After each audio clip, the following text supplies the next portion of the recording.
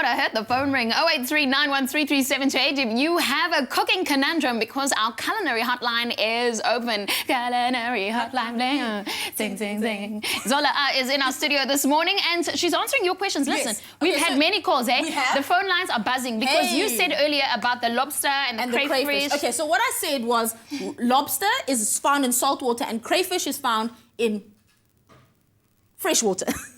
Right. Drew a blank. Fresh water. Okay. So now people are like, oh, but we get crayfish here and it's in salt water. Okay. So what we call crayfish here is actually called West Coast lobster. So it's part of the lobster family, which is why you find it in salt water. I don't know if that clears up anything. So we are calling it the wrong name technically. No, we're not calling it the wrong name. It's just the name that we know it by. But that's what it's I don't know, what do you call it? Its genus name or whatever it is. Right. It would be West Coast rock lobster. But we refer to it as crayfish. So when people, for example, in America, they have lobster and they have crayfish, and they're two distinctly different things, and they never sort of cross-pollinate the names. So for example, lobster, big pincers, salt water. In America, crayfish, no pincers, fresh water. Oh. Whereas what we call crayfish, it lives in salt water. It's actually called West Coast lobster. So if I go to Paternoster right now, yes, and I buy legally my crayfish, you are what buying do I call it? West Coast lobster. But they call and it comes in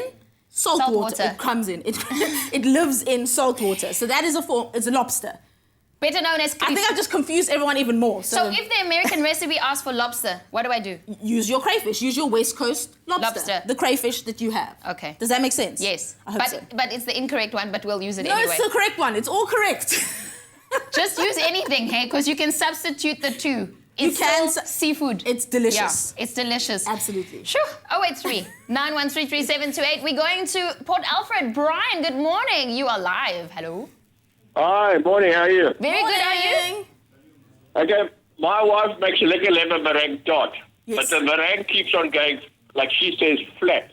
Flat. She wants the right mixture between the yolk, the white and the sugar, and how long you actually put it under the oven for. Okay. Right, okay. Thanks, Brian. Thanks, Thanks, Brian. I hope your wife continues to make the meringue and she doesn't give up just because the meringue part is flat. And you must always say that it tastes nice. And it does. I'm sure it does. Yes. Okay, so this is the key to a fluffy, full meringue. So whisk your egg, first of all, room temperature egg whites. Okay, that helps. Okay. Room temperature egg whites, whisk them to soft peaks. Okay, so soft peaks is when you take the whisk out and the peak curves a little. So it's a soft peak, right?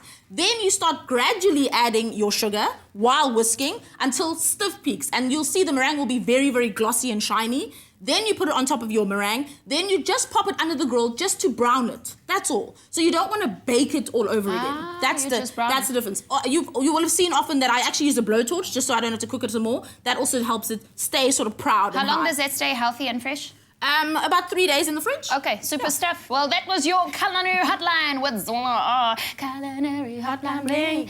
Sing, sing, sing. Over to you guys. Culinary